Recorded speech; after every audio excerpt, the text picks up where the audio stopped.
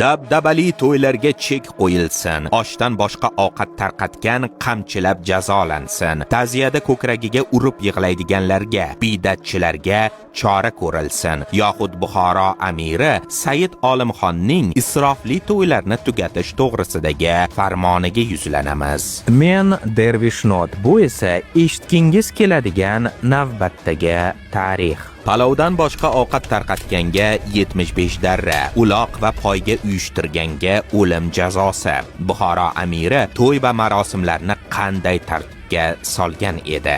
20-asr boshlarida Buxoro amirligida dabdabali to'y marakalar 7-8 kun davom etar. Har kuni 6-7 xil ovqat pishirilar. Mehmonlar ketishda 800 grammdan 16 kilogrammgacha qand olar. Chopon kiydirish odat bo'lar. Nikoh va sunnat to'ylarida ko'pkari uyushtirilar edi. Buxoro amiri Said Olimxon viloyat beklari, qozilar, amlokdorlar va boshqa mansabdorlarning marakalariga borishni taqiqlab, ularga bir-birlarnikiga, bir-birining marosimlariga borishni taqiqlaydi va sho'rvadan boshqa ovqat tanovul qilmaslikni buyuradi.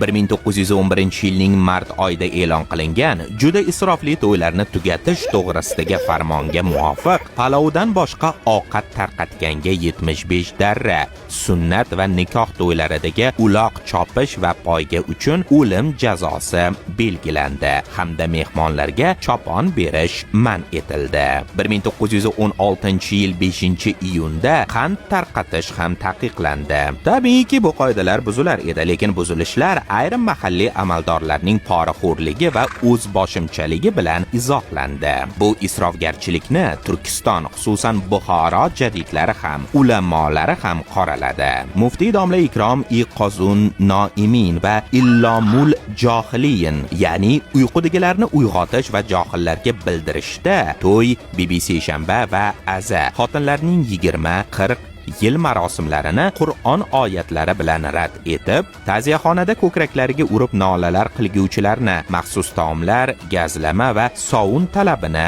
fosh qiladi. Natijada to'y kunlari qisqarib, bir xil ovqatlar belgilanadi, qand tarqatish va ko'pkari cheklanadi hamda bularning bari Darbayoni bidatoyi mashhura, ya'ni mashhur bidatlar bayoni matnida o'z aksini topadi. Bu shunchaki kontent emas, bu jonlangan tarix. Dervishnot sahifasiga obuna bo'lishni unutmang.